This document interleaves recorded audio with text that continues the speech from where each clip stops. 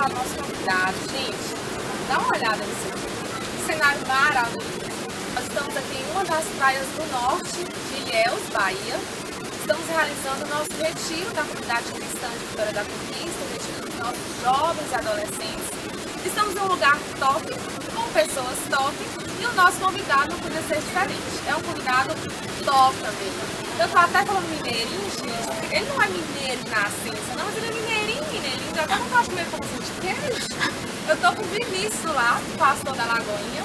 Ele é um dos pastores da mocidade, da Igreja da Lagoinha, é professor de seminário teológico, tem mais N funções, e ele está aqui, é nosso convidado para poder ministrar no retiro de jovens e para bater esse papo com a gente hoje. Então, pastor? Tudo bem, graças a Deus. Graças a Deus. Pastor, e aí, tá gostando das nossas praias? Nosso litoral tá aprovado? Tá aprovadíssimo, muito demais. Já conhecia? Já conheci, já tinha vindo aqui algumas vezes. Bom, pra gente começar, a gente já te conhece, praticamente conhece, mas conta um pouquinho pra gente, pastor, como que foi a sua primeira experiência com o Senhor? A minha primeira experiência com Deus foi bem cedo, eu tinha acho que por volta de uns 7 anos. Eu tive a oportunidade de nascer num lar cristão e então fui influenciado, né, na criação pelos princípios cristãos através dos meus pais. Mas com 7 anos eu fui batizado no Espírito Santo e recebi a minha chamada ministerial. Então, minha primeira experiência com Deus foi bem cedo, aos 7 anos. Quando eu completei 17 anos, eu queria ir para o seminário e meu pai, na ocasião, não queria que eu fosse. Ele queria que eu fizesse faculdade, entregasse o diploma para ele, tivesse uma profissão. Então, apesar de eles terem recebido naquele momento, foi com o passar do tempo que essa ideia foi sendo amadurecida. Né?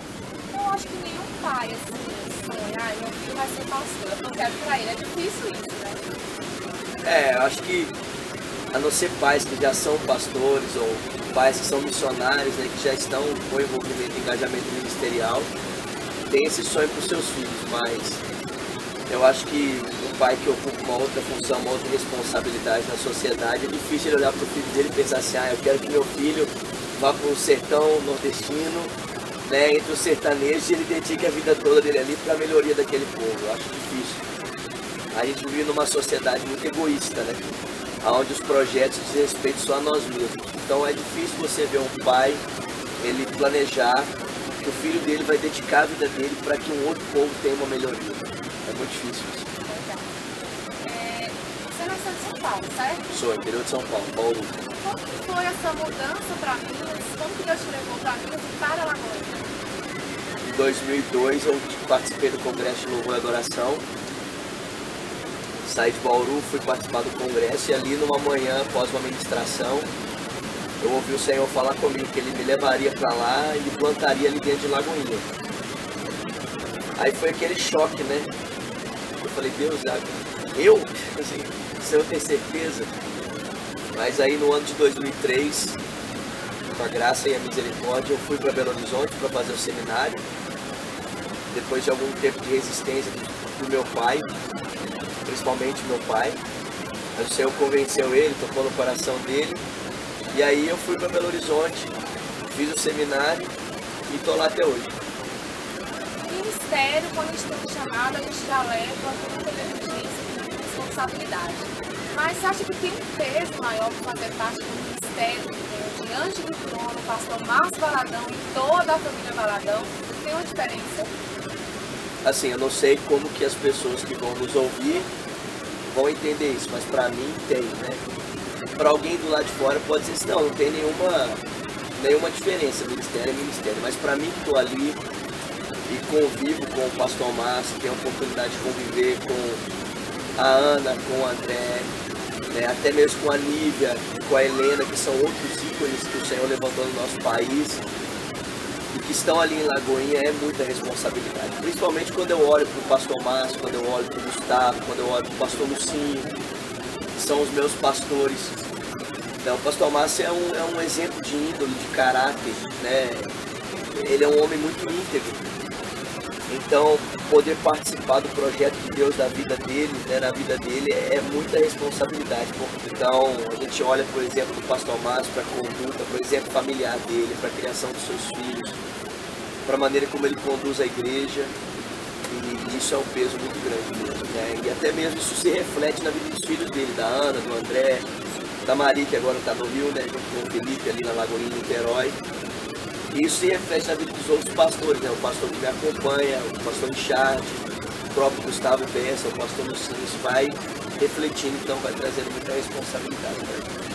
E assim, enquanto outros pastores têm uma cobertura, vocês lá, vocês têm um tanto de cobertura, né? São vários pastores para prestar conta, tomar conta, aconselhar. Assim, eu tenho um pastor que me acompanha no meu dia a dia, que é o pastor Richard Guerra, né? Ele me acompanha no meu dia a dia, me acompanha no meu relacionamento, no meu namoro, me acompanha na minha vida ministerial, na minha vida pessoal. Então esse é o pastor que me pastoreia, ele e a sua esposa acompanhando a minha namorada. Mas fora o Richard, eu tenho como referência o pastor Gustavo, eu tenho como referência o Lucinho. Então são pastores que, apesar de não estarem presentes comigo no meu dia a dia, como o Richard está, ainda assim são pastores que o tempo todo estão me olhando, me observando e buscando estar cuidando e não permitindo que eu venha me desviar, perder o foco na minha caminhada.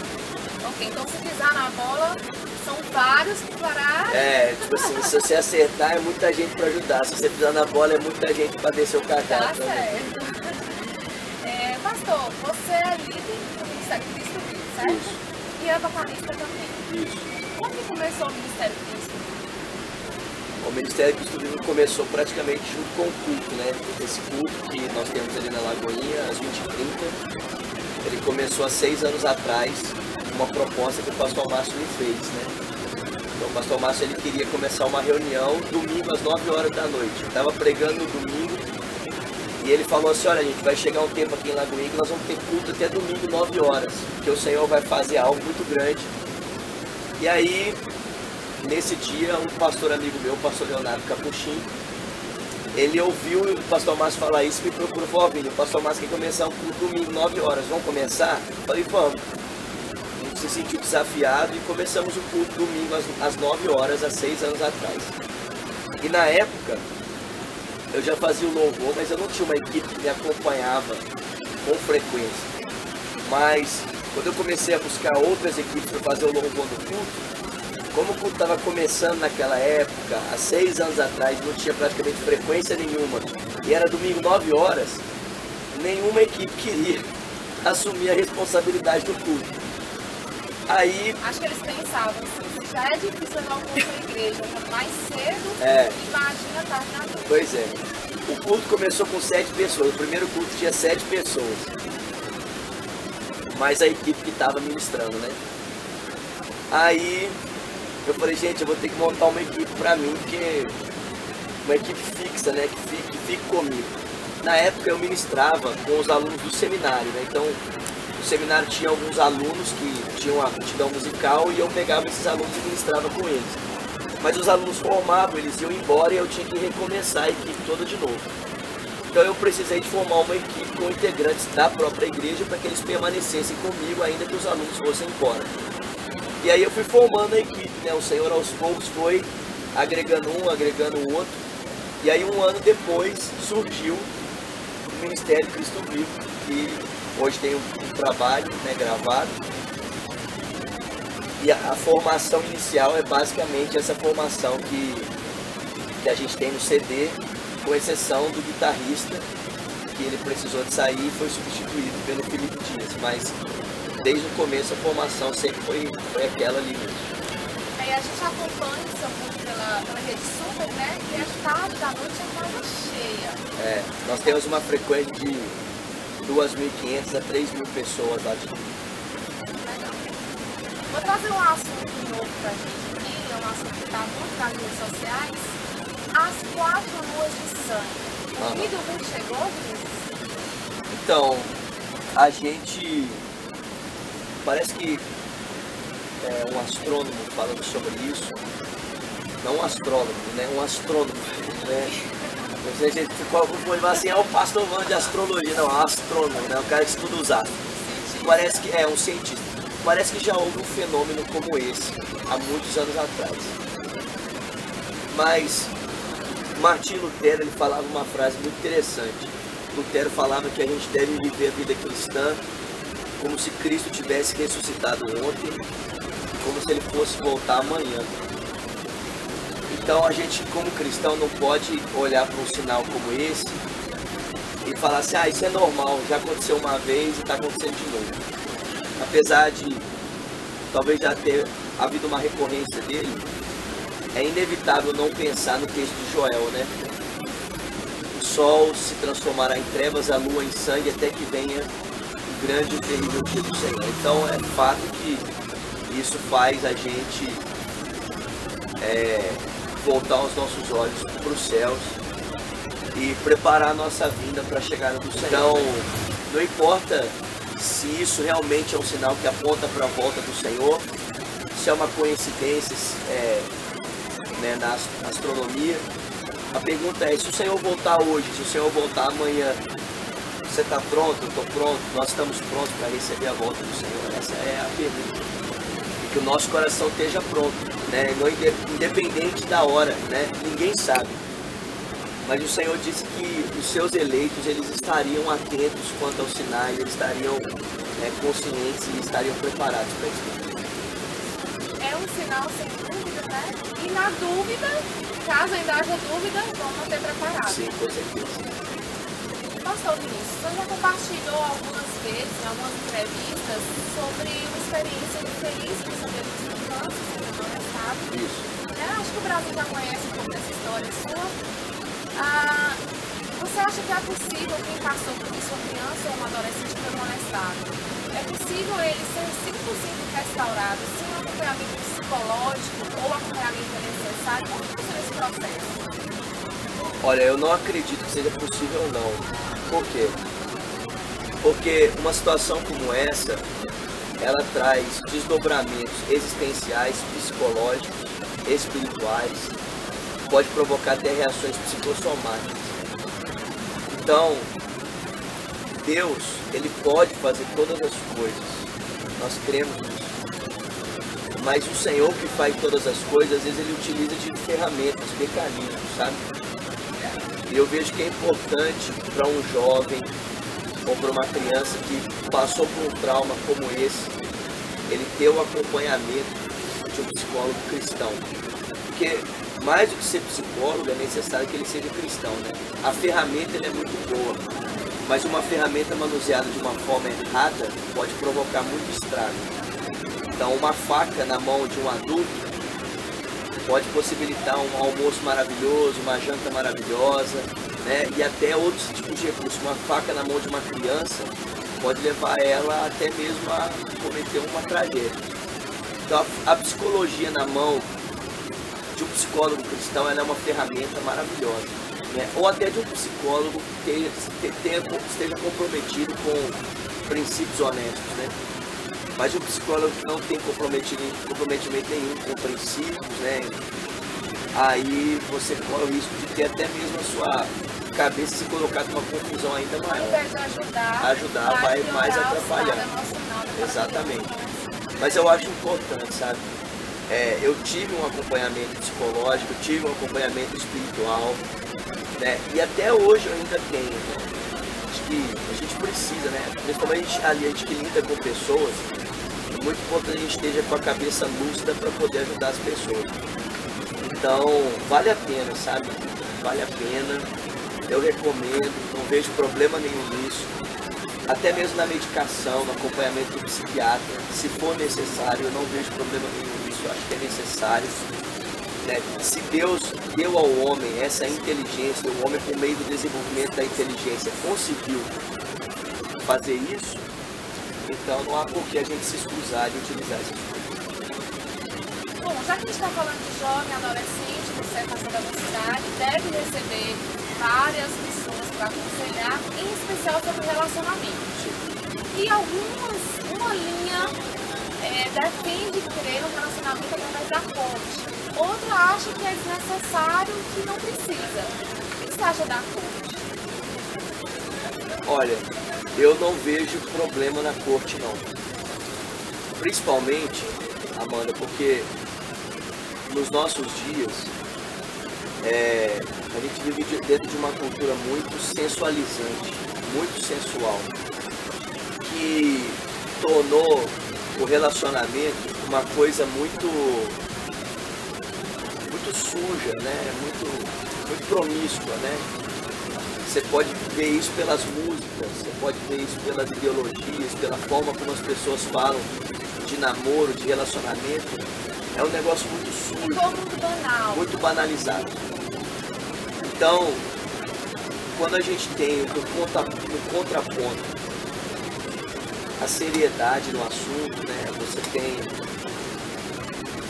essa perspectiva de um relacionamento puro, que evita em muitas instâncias o contato físico, né? Para possibilitar que duas pessoas realmente se conheçam, não apenas através do contato físico, mas se conheçam através de outros mecanismos, que é a conversa, que é uma coisa que a galera negligencia muito hoje. O pessoal logo parte para abraço, logo parte para beijo, logo parte para essas coisas. E aí você vai ver duas pessoas juntas, mas que não estão conectadas. Porque elas não trocam informações, elas não se conhecem. Então eu penso que é uma perspectiva assim interessante, sabe? Eu não vejo problema nenhum nisso. Em Lagoinha, a gente aconselha os casais da seguinte forma: a gente diz para eles que eles podem tudo, eles só não podem pecar. Peraí, pastor. Jovens, adolescentes, escutem essa frase. Vocês estão podendo fazer tudo. Olha que conselho bom. Fala de novo, pastor. Então, vocês podem tudo. Vocês só não podem pecar. Podem tudo, só não podem pecar. Então, galera, tá tudo liberado, só não vai pecar. Beleza, esse foi bom, esse conselho foi bom demais. Porque assim, a gente tem diferentes pessoas, né? Então vamos supor, tem um jovem que, se ele abraçar, aquilo já vai produzir determinado estímulo a ele. Existe um outro que ele pode abraçar e aquilo não vai causar nada. Então a gente não pode estabelecer uma regra e dizer assim, faz dessa forma, vai dar certo. Gente, a vontade é ficar aqui conversando muitas horas, que o assunto é interessante, vale muito a pena. Mas nosso sol já se pôs, estamos já escurecendo, vamos ter nossa reunião daqui a pouquinho, então vamos finalizar. Pastor Vinícius do Lado, vou fazer duas perguntinhas, na verdade são duas frases e você completa pra mim, tá ok? Dar uma igreja da Sociedade com Deus Dar uma igreja da vida com Deus é ter uma vida de oração. Viver uma vida de oração, de comunhão com o Senhor. Okay. Enquanto Jesus não volta... Enquanto Jesus não volta, a gente anda em santidade. Curto e objetivo. Gente, pastor, muito obrigada. Obrigada pelo convite para participar do nosso retiro, por estar aqui participar com a gente. Estamos sendo muito edificados. Para vocês acaba aqui, mas para a gente, né, falta mais um dia para o pastor Vinícius do Lado. Muito obrigada, Deus abençoe, renove as suas forças, abençoe o seu ministério. E é isso aí, gente. Você continua aí com algumas imagens do pastor Vinícius, ministrando para a gente em nosso óleo, um retiro completo. Shalom! Então vira para Jesus e diz, mestre, se és tu, manda-me ter contigo por sobre as águas, por sobre o mar. E o texto bíblico diz então que o Senhor diz para ele, vem Pedro. E Pedro então começa a caminhar por sobre as águas. Mas o texto diz ali que ele, percebendo o vento e o agitar das águas, ele começou a afundar. E tomado de espanto, tomado de medo, porque ele estava afundando, ele gritou ao Senhor, Senhor, socorre-me. E o texto bíblico diz que o Senhor estendeu as mãos e tomou Pedro daquele lugar de afogamento, colocou-o sobre as águas e voltando com ele para o barco, disse para ele, por que você teve medo? Homem de pequena fé ou de pouca fé.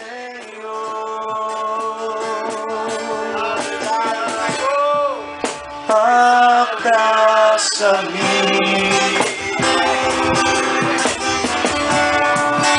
abraça-me,